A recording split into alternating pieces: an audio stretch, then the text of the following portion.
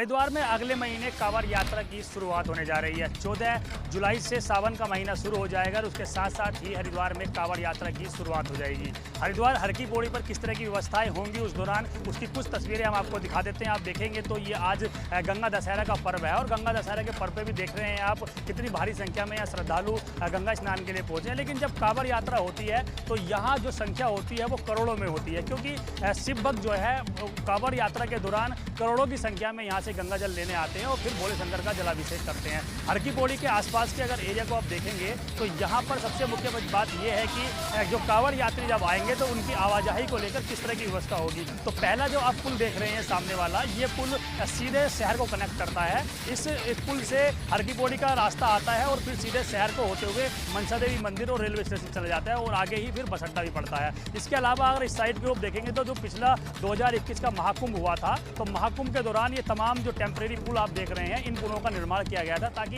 अखाड़ों के जो लोग आएंगे और इन्हीं पुलों के माध्यम से वो स्नान यहाँ करेंगे। उसके बाद अगर आप देखा जाए तो 2 साल से जो कांवड़ यात्रा है वो भी नहीं हो पाई है और जो अब कांवड़ यात्रा होगी वो इसलिए महत्वपूर्ण रहेगी कि जो पिछले 2 सालों से कांवड़ महाशिवरात्रि के दौरान जो कांवड़ यात्री जलाभिषेक करने के लिए आते हैं, जल लेने के लिए आते हैं, तो इस बार उनकी संख्या डबल होने की उम्मीद है। हालांकि जिला प्रशासन लगातार तैयारियों में जुटा हुआ है, लेकिन हर की पौड़ी के आसपास की अगर तस्वीरें देखेंगे तो ये 3 से 4 पुल ऐसे बनाए गए हैं जो कुंभ के दौरान काम करते हैं। लेकिन कांवड़ यात्रा के दौरान भी ये माना जा रहा है कि ये जो पुल होंगे ये भीड़ को नियंत्रण करने में काफ़ी महत्वपूर्ण भूमिका निभाएंगे, क्योंकि शिव भक्त आएंगे और उनकी जो एंट्री होगी जो मेला भवन है उस साइड से होगी, उसके बाद इन पुलों से उनको वापस भेजा जाएगा। लेकिन एक महत्वपूर्ण बात यह है कि आप सामने हाईवे भी आप देख रहे होंगे जहाँ पर वाहनों का संचालन किया जा रहा है, वाहन चल रहे हैं। उस हाईवे पर तकरीबन 3 ऐसे शहर के अंदर बड़े ब्रिज बनाए गए हैं, हाईवे ब्रिज बनाए गए हैं जहाँ पर यात्रियों की आवाजाही होती है। तो दिल्ली से देहरादून के आने वाला जो ट्रैफिक है वो ट्रैफिक सीधे हाईवे के जरिए देहरादून या ऋषिकेश को भेज दिया जाएगा।